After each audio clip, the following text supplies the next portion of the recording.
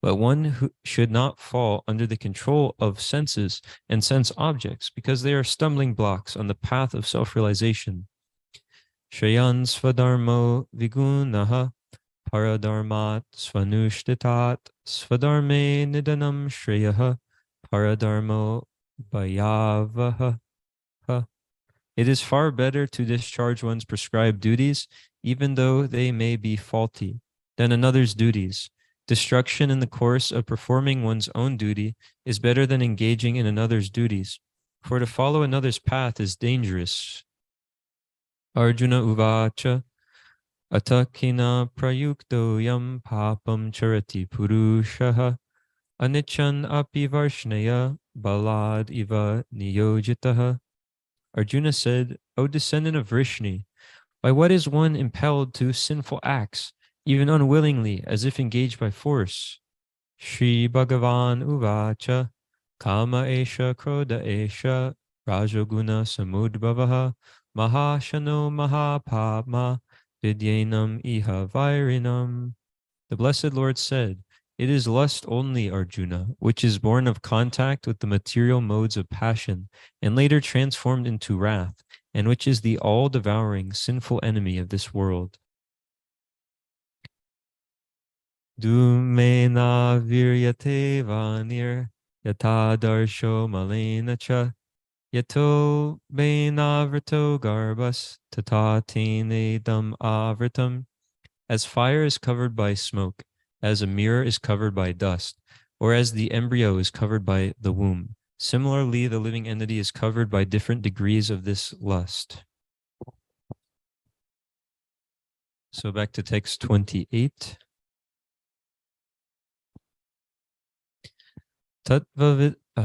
One who is in knowledge of the absolute truth, O mighty armed, does not engage himself in the senses and sense gratification, knowing well the differences between work and devotion, and work for fruitive results. Purport. The knower of the absolute truth is convinced of his awkward position in material association. He knows that he is part and parcel of the Supreme Personality of Godhead, Krishna, and that his position should not be in the material creation. He knows his real identity as part and parcel of the Supreme, who is eternal bliss and knowledge, and he realizes that somehow or other he is entrapped in the material conception of life. In his pure state of existence, he is meant to dovetail his activities in devotional service to the Supreme Personality of Godhead, Krishna. He therefore engages himself in the activities of Krishna consciousness and becomes naturally unattached to the activities of the material senses, which are all circumstantial and temporary. He knows that his material condition of life is under the supreme control of the Lord. Consequently, he is not disturbed by all kinds of material reactions, which he considers to be the mercy of the Lord. According to Srimad Bhagavatam, one who knows the absolute truth in three different features, namely Brahman, Paramatma, and the Supreme Personality of Godhead, is called Tattvavit, for he knows also his own factual position and relationship with the Supreme.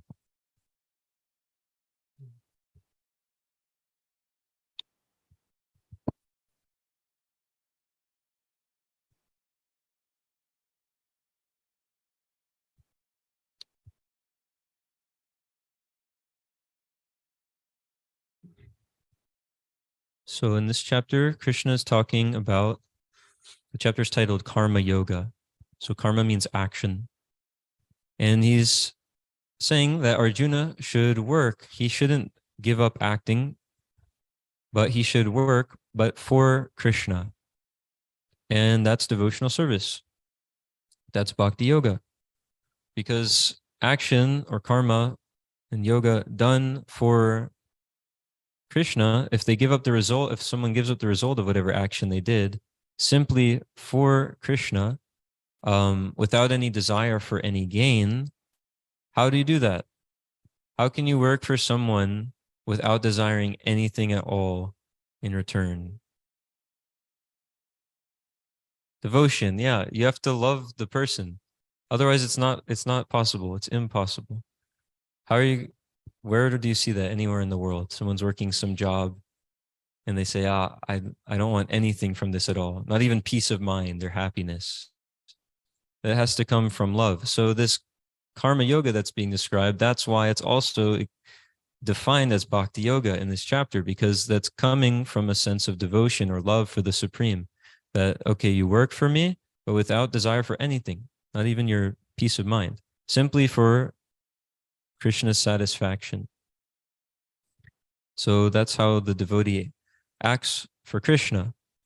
So Arjuna is being told to fight for Krishna.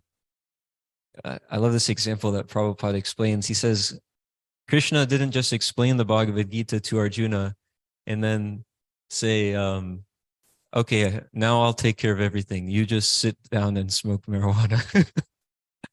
He doesn't tell Arjuna to do that, and he doesn't tell him to go to the forest, but he says, no, actually you should act. You should do your duty, but you're not entitled to the result. You should fight, but for me, in transcendental consciousness. And he explains what happens to people who don't do that. Also,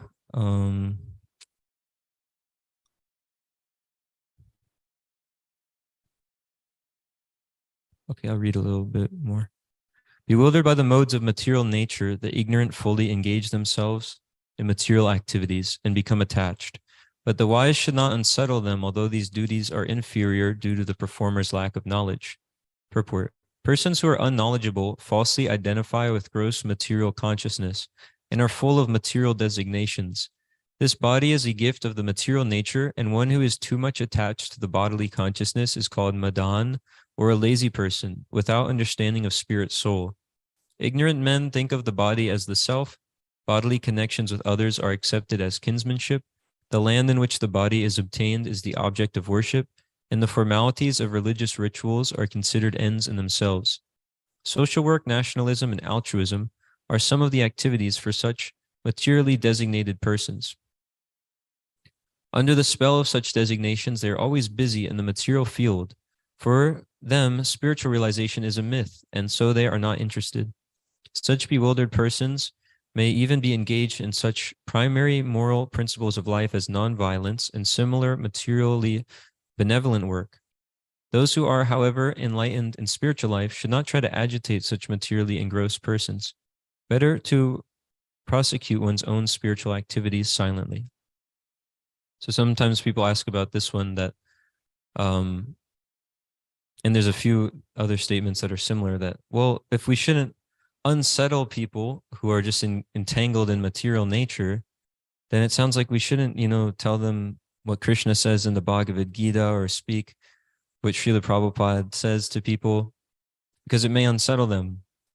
But Srila Prabhupada explains in one of the purports later in the Bhagavad-gita that the devotee, Krishna says not to disturb the foolish people and agitate their minds, but the devotee is even more merciful than Krishna, and therefore he goes all the time to enlighten the poor conditioned souls with Krishna consciousness and show them how they can actually become Krishna conscious, come back to their eternal position as a servant of Krishna.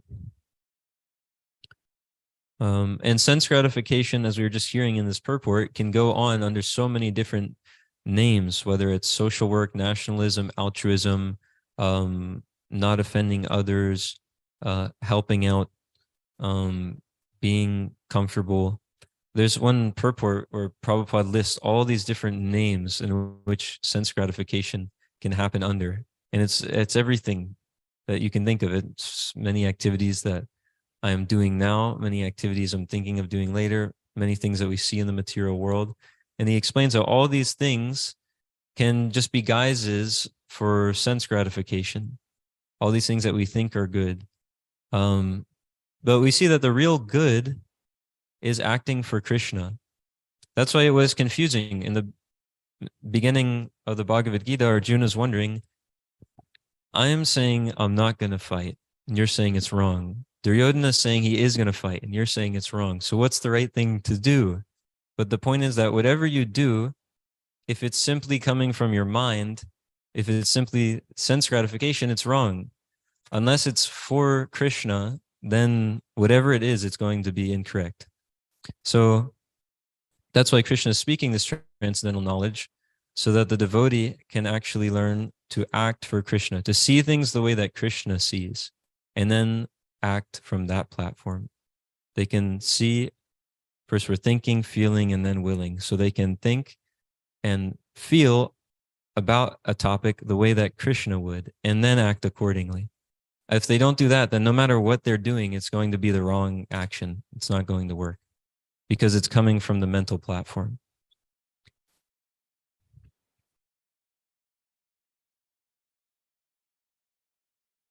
O Arjuna, surrendering all your works unto me with mind intent on me, and without desire for gain and free from egoism and lethargy, fight.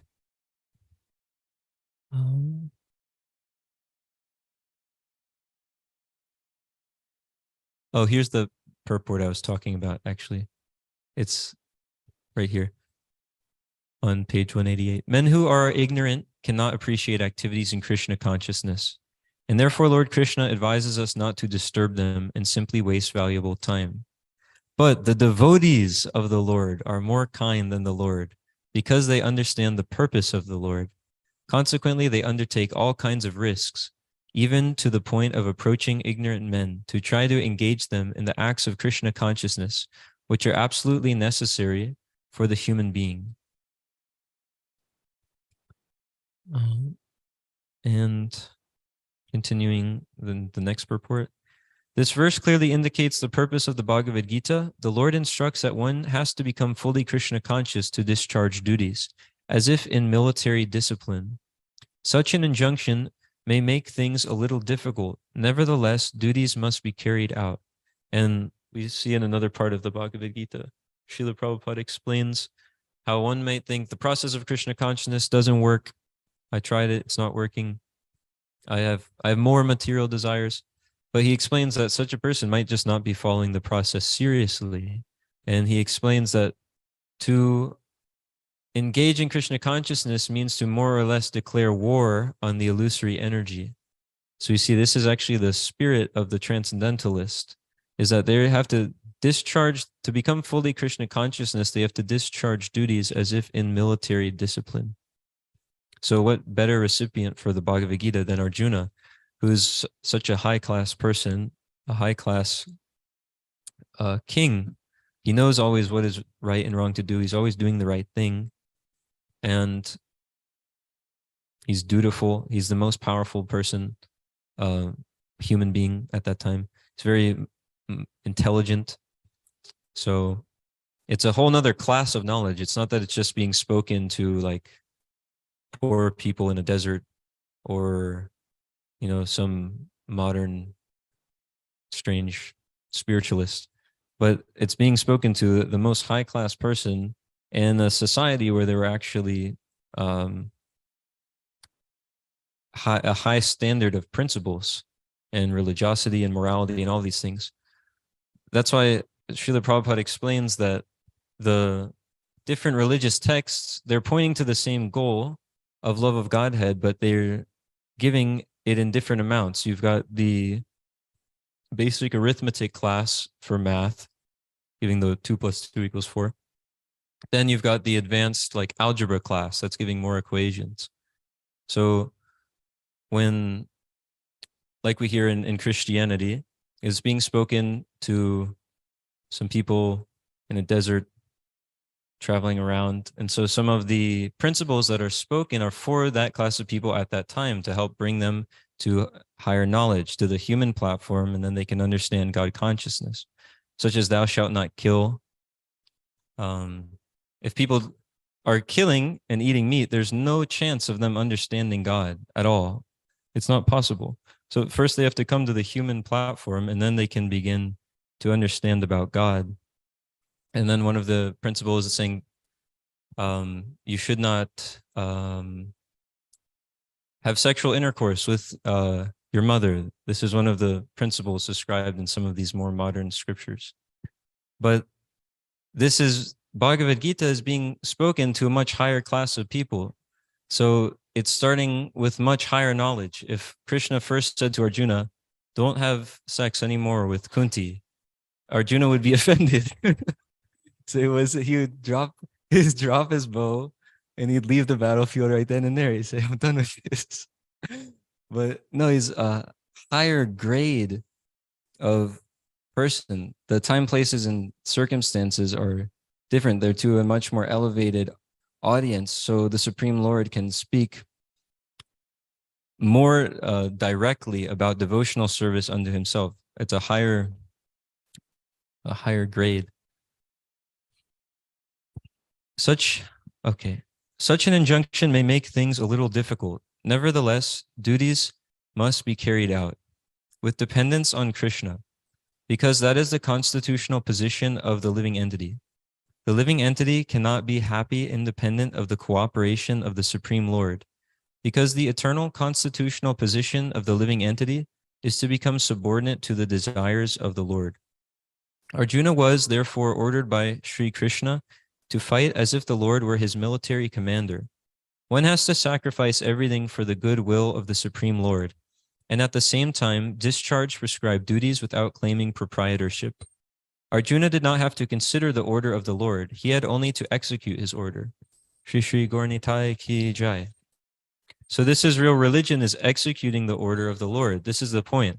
Not that one religion's bad, the other religion is good. And all of these things. Like we were speaking to someone at the book table at the college this week, and he was trying to explain to me why it's so important that you should kill animals and eat them. I don't know why. But so he was explaining this point, and somehow he started talking about his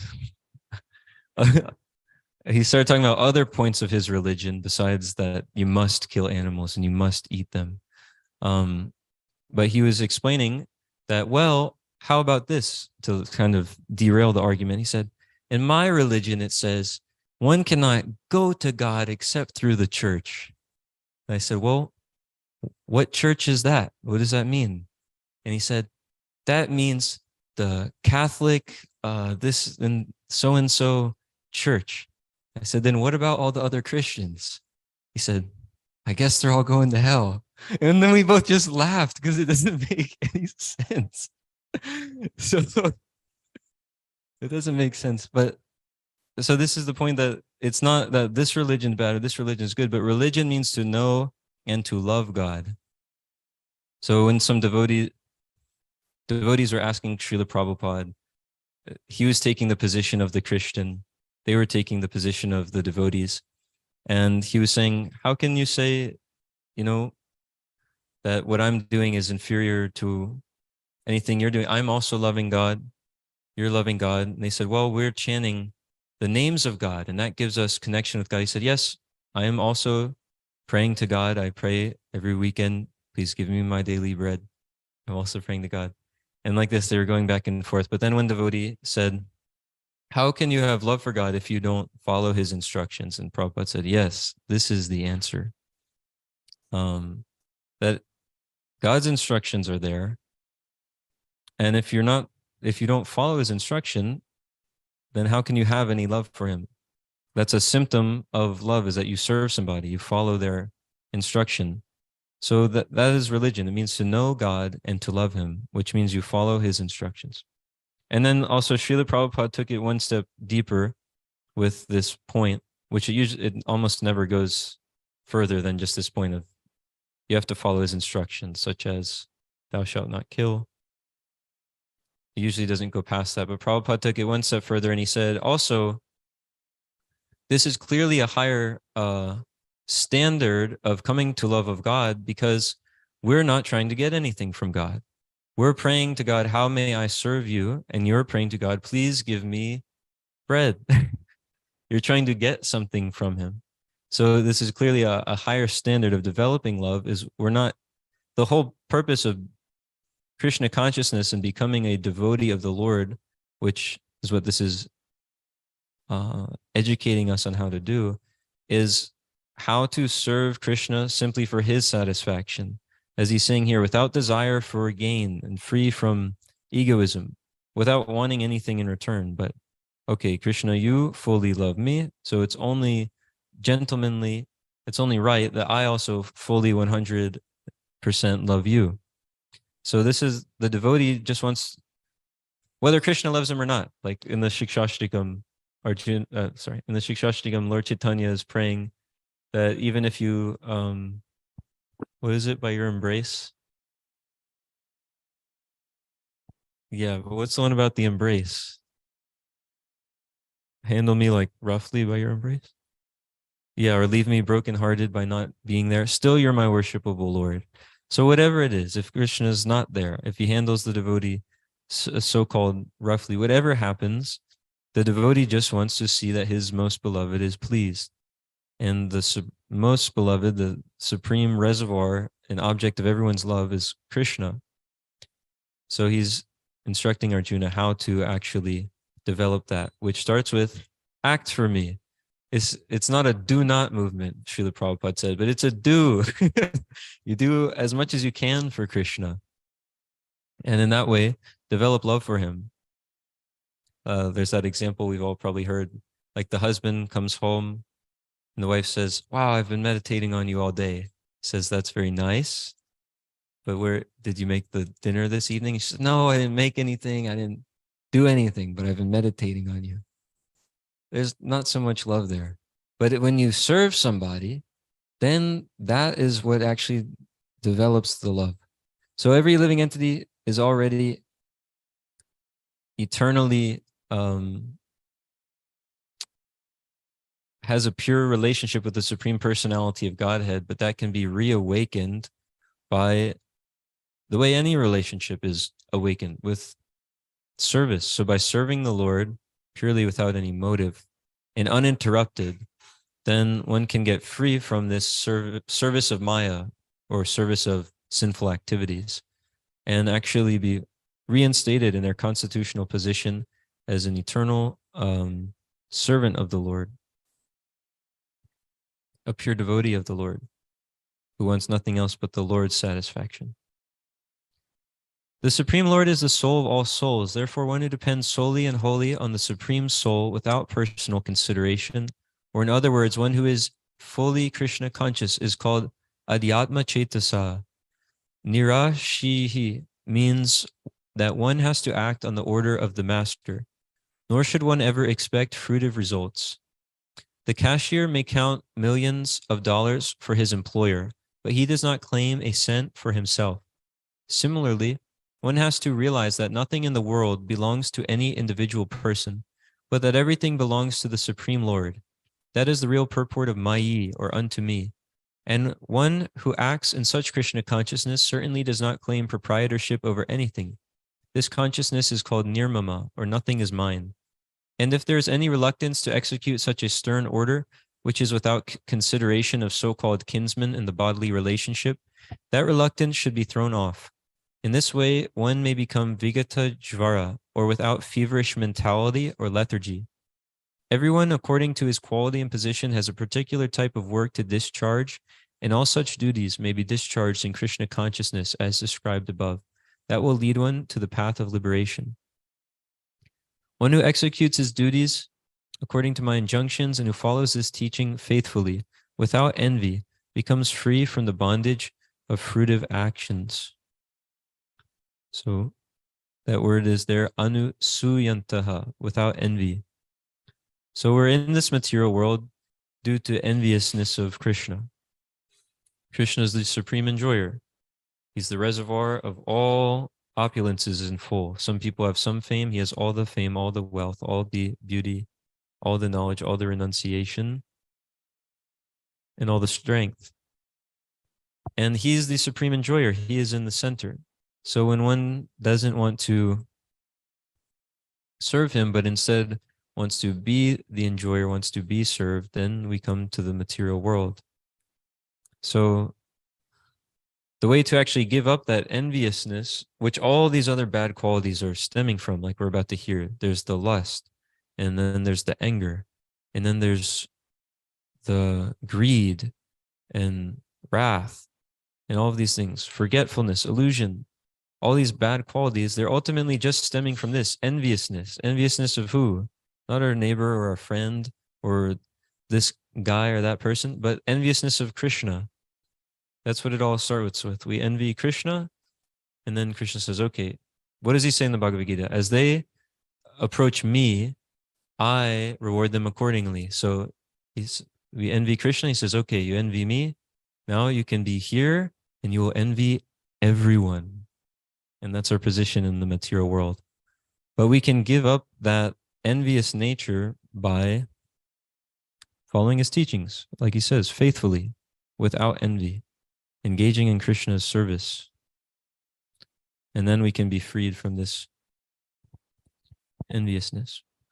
The injunction of the Supreme Personality of Godhead, Krishna, is the essence of all Vedic wisdom and is therefore eternally true without exception. As the Vedas are eternal, so this truth of Krishna consciousness is also eternal.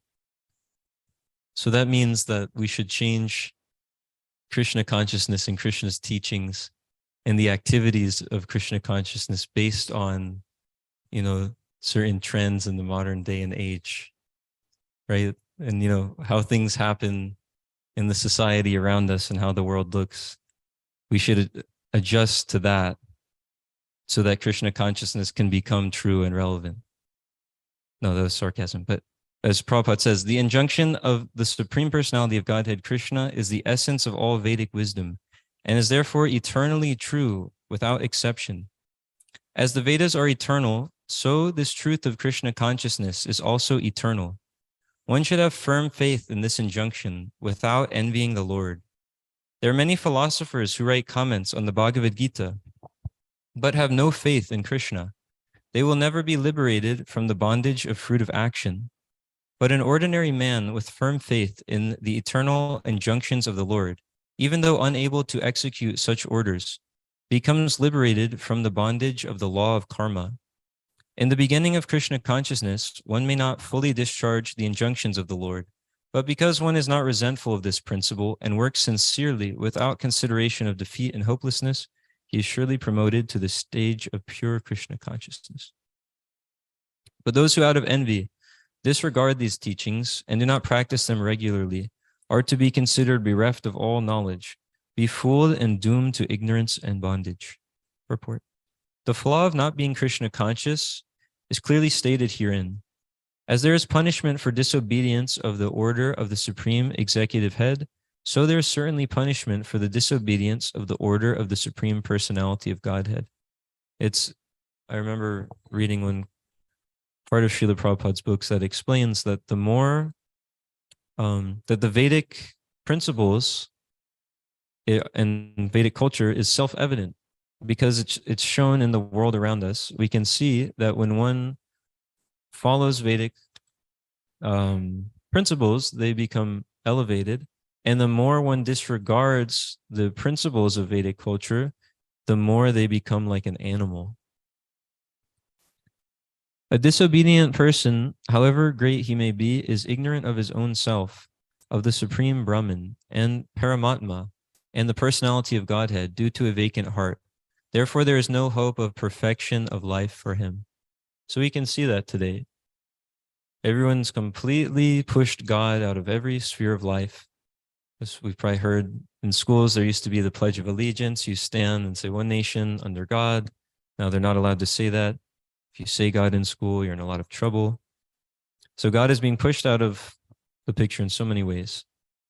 And if you're living in a city currently in Kali Yuga, it's like it's just perfectly made to make you forget Krishna.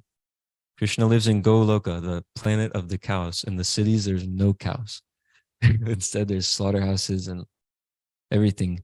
So we can see what is the result of such a civilization that does the opposite of God's teachings. There's no happiness. There's no perfection. There's intense ignorance and bondage in so many ways. Like we had just read, they become more like an animal. So we see that in today's uncivilization. Why is it called uncivilization? Because the people we can see are living at a state that is lower than the animals. Why lower than the animals? Because even the animals are more regulated than what we have in today's society. They have a certain time for mating. There's the mating season. And then even that's at certain times of the day. But human beings in our current civilization, anytime, anywhere, any place, anyone, doesn't matter. Animals even have certain foods they eat. Maharaj was explaining this in one of the classes, that the cow, if you give it something that's a little too hot for it, halava that's too warm, he doesn't take it. But human beings now are eating everything. It looks like it's some specific thing. Like they go to the restaurant and you say, he ordered the chicken. But if you see in the videos of how it's made, it's like a pink slime of garbage.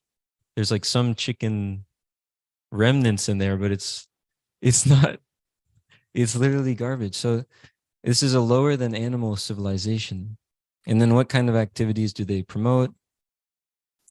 Under the guise of advancement and science, we say, okay, build a slaughterhouse here. It's so advanced, it can kill millions at a time. And abortions and so many things. So that's another reason lower than the animals. The animals, they raise their children. Now in modern society, they kill their children. So it's not even to the standard of an animal civilization. So without accepting the teachings of the Supreme Personality of Godhead and giving up enviousness, then one simply becomes envious of every living entity, even down to their own child. And then there's no happiness, just ignorance. Even a man of knowledge acts according to his own nature. For everyone follows his nature. What can repression accomplish? Unless one is situated on the transcendental platform of Krishna consciousness, he cannot get free from the influence of the modes of material nature, as it is confirmed by the Lord in the 7th chapter, 7:14. Therefore, even for the most highly educated person of the mundane plane, it is impossible to get out of the entanglement of Maya simply by theoretical knowledge or by separating the soul from the body. There are many so-called spiritualists who outwardly pose to be advanced in the science, but inwardly or privately are completely under the particular modes of nature which they are unable to surpass. Academically, one may be very learned, but because of his long association with material nature, he is in bondage. Krishna consciousness helps one to get out of the material entanglement, even though one may be engaged in his prescribed duties. Therefore, without being fully in Krishna consciousness, no one should suddenly give up his prescribed duties and become a so-called yogi or transcendentalist artificially. It is better to be situated in one's position and to try to attain Krishna consciousness under superior training. Thus, one may be freed from the clutches of Maya. I'm just remembering one example in the Ramayana about the importance of doing one's duty.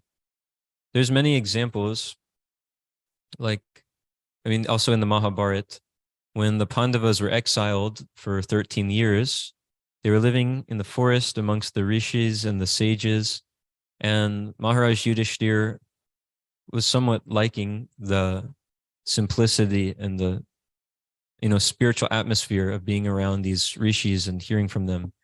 And they were going through their exile, which was the right thing for them to do. But one thing that Bhima chastises Maharaj Yudhishthira for is he says, you're a Kshatriya. You shouldn't just allow your kingdom to be taken away by your enemies. Instead, you're sitting here doing the duty of a Brahmana, just sitting on this mat in the forest, doing these austerities. You're not doing your duty, therefore, this is sinful. And so this was one argument he made. Ultimately, Maharaj Yudhishthira he's the leader of the Pandavas and he knows what's right. So that argument was defeated. But we see the importance of it in Vedic culture of doing your prescribed duty. In the Ramayana, some calamity had happened in the kingdom of Lord Ramachandra. Something had happened. Maybe it's like a Brahmana's son died, so he goes to the king. These kind of things. Even this was the quality of Vedic culture, was if something bad happened in the kingdom, such as someone's child being born, stillborn, or something like this.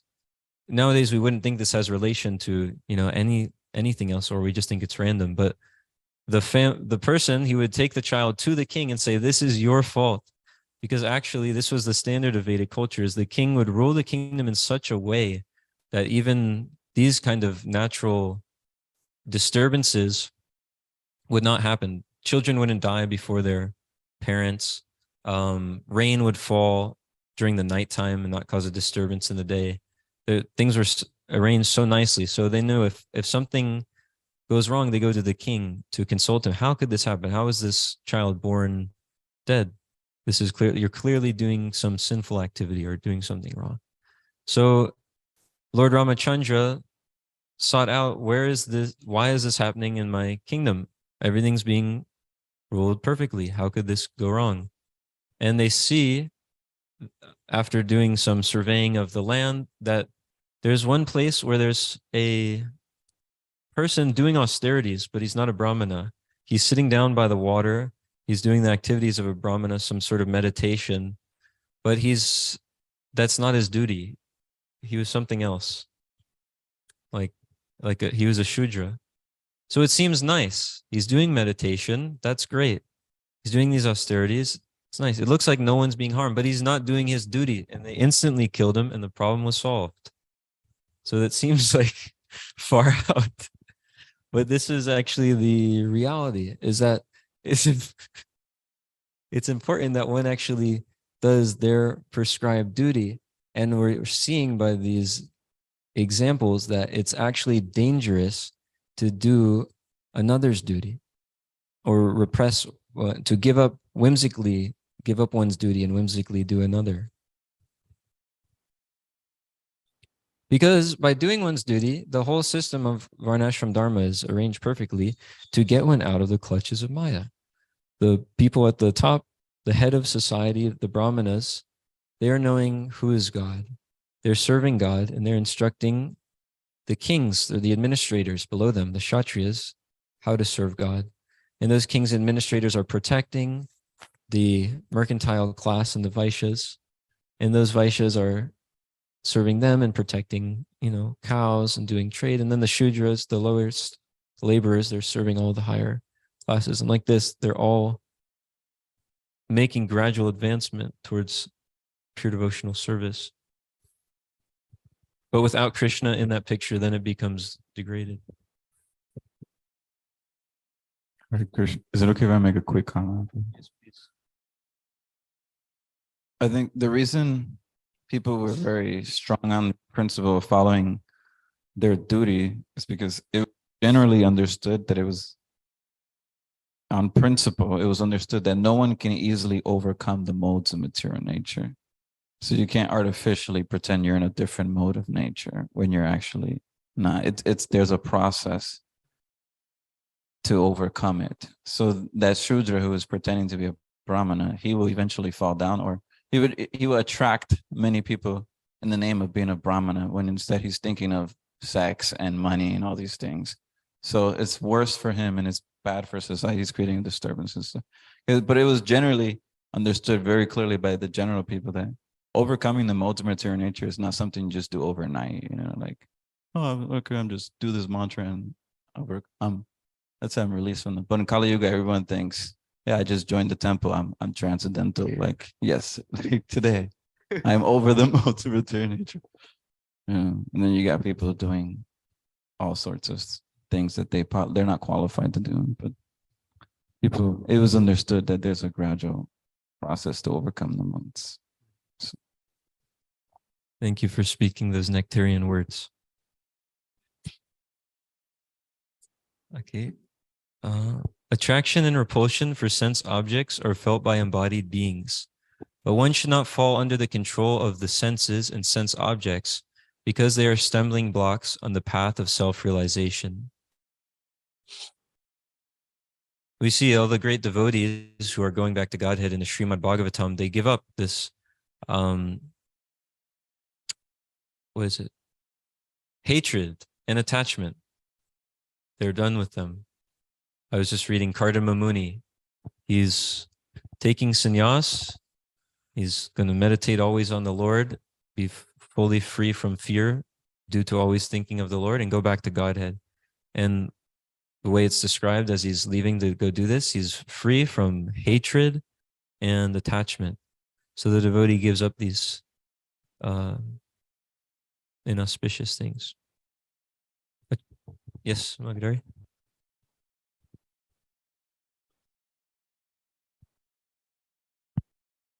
So this has been very stimulating.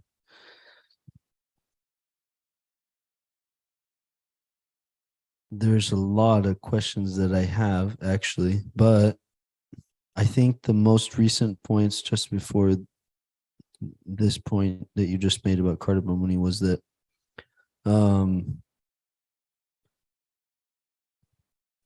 nowadays, right? So Krishna says everyone follows their nature.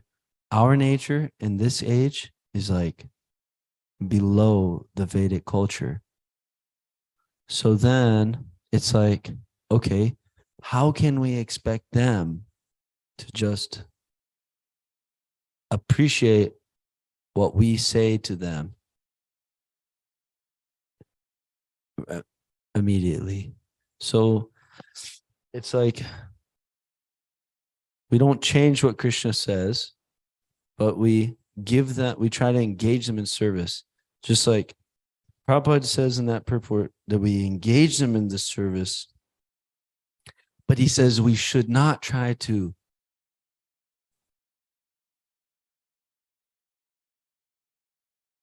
It's the wired one. We should not try to agitate them,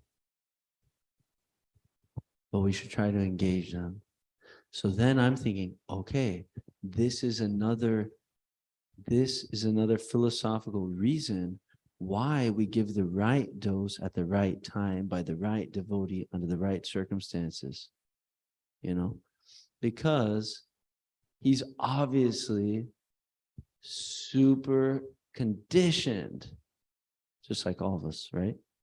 But we try to give them. Who, the audience person, the new person we're trying to bring to devotional service? Yeah. And when I say him, I really mean, even myself, we're like, our nature is very, very low in this age. But, and Krishna says we have to follow it.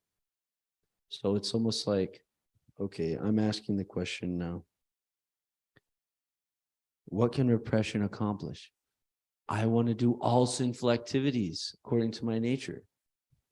So is it just we try to get people to be a Shudra first, or we just try to not kick them out by,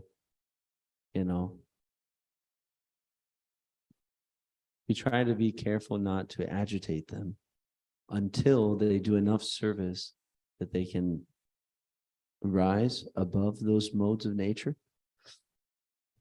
It's interesting. And then I'm thinking out loud, but then I am thinking, okay, if they do devotional service, then they automatically overcome the modes. But when does that apply? No? Is this okay? Yeah, there's multiple points in there also. There's a point also about tact, saying things properly in a way that will be effective.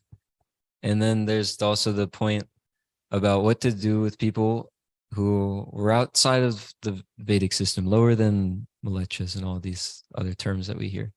Yeah, it's what Krishna is explaining in this chapter is that first you act for me, you do some service. They come and we say, hey man, you look like you can scrub a mean pot.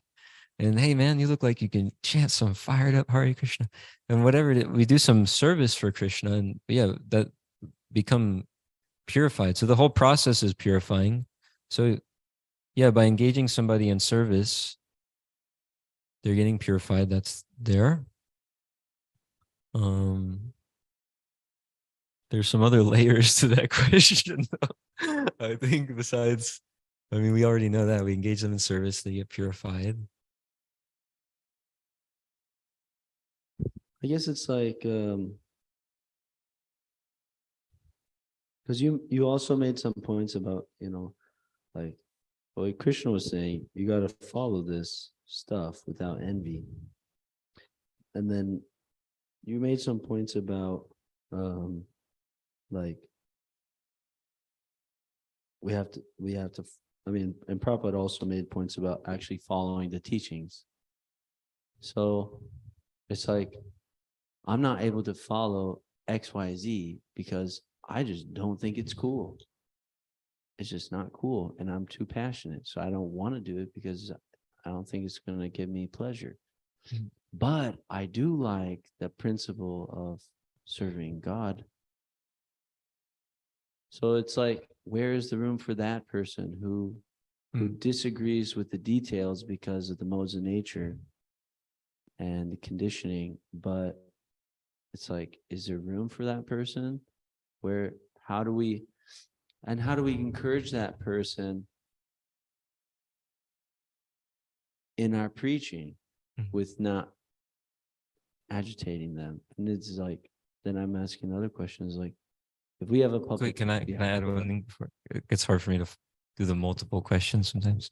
There was one point that you had mentioned about this. It's not my it's my nature to do all sinful activities. And that's the position of people in Kali Yuga that we're meeting. But another point with that is that their real nature is as an eternal servant of Krishna. So it's just that superficial covering is there, but just by them engaging in devotional service, they're coming back to their eternal position, their real nature. So devotional service is something that everybody can take to. Like Prabhupada always explains that this is not an artificial imposition on the mind. Because no matter what nature somebody is, bhakti or devotion goes beyond all of these things, no matter how they're born, a low caste or this man, woman, whatever it is, or what occupation, all these different things. Devotional service goes beyond all of them because it's the real nature of the person is to always be engaged in the service of the supreme person. So anybody, anywhere can take to devotional service. As far as how to present it to each person, that varies, but there's no changing that, okay, Krishna said this, but actually, he says something else. There's no need to give them something different otherwise, then what's the point? Because they're getting the pure thing, then they're getting purified. They're getting Krishna. But if we give them some other thing, then what are they getting? Well, Krishna. My question is, okay, say I'm talking to my mother or my father. It's like, they think I'm just a dork. And I start talking this and that, but they don't have any faith on those higher principles. So do I follow in the footsteps of like Lord Jesus Christ? And I say, well, maybe you can start acting like a human, at least. If they can appreciate that statement, is that value? Is that just as Krishna conscious as telling me, you damn, Yeah, if it's your mother and father, it's telling them to act like a human would be rude. See, because there's different. We should deal with people tactfully. So how do I deal with this person in such a way? Like I gave you that example. I didn't deal with somebody nicely today. He said, "I don't want a picture," and I took a picture of him anyway from a distance. But that's rude because he doesn't want one in the first place. With the books, so we should deal tactfully with each person, but that doesn't mean that any of the philosophy has to be changed. There's just a point that I'm forgetting, but yeah, that's the overall point. It's how deal. So like with the parents, we hear from many devotees. How do you deal with the parents? You fill them up with prasadam. They don't. Krishna consciousness can be taught by somebody who's willing to. Can be taught to someone who's willing to learn, just like any other subject. So a parent usually doesn't want to hear from their son. Although I'm listening to lectures now of Srila Prabhupada, and towards the end of 1974, when he's talking about Devahuti being instructed by Kapila Dev, and he says, and we heard them in here recently too, that this consideration of, oh, it's my son, so I won't listen, that's not there because he's the Supreme Personality of Godhead, so she hears from him. Two, he's advanced in spiritual life. Just like in the Chaitanya Charitamrita, one person was asked, who's the father? Is it you who's actually the father? Or is it him who is the son? He points to his son. He said, he's the father because he engaged me in Lord Chaitanya's service. So that's that's the proper understanding. But still, if someone doesn't want to hear from us or learn from us, then what can we do? We can fill them up with prasadam. We can, engage them in things that they like chanting Maha Mantra. And they can, if they want some philosophy, we can give them a little bit of philosophy, but it's not that, okay, they don't want to hear, so I'll make a new thing that they might be into. Someone already did that. His name is Shankaracharya. He came, he said, okay, they don't want the Vedas, so I'll make a new thing to bring them back to the Vedas. He said, see how cool it is. It's all one and you're God. And they go, oh, very nice. They come back to it. But that was his duty. He did that. So now we have the duty to present to them what Srila Prabhupada is giving in his purports, what Krishna is giving to Arjuna, this Bhagavad-gita as it is. Srila Prabhupada ki jai.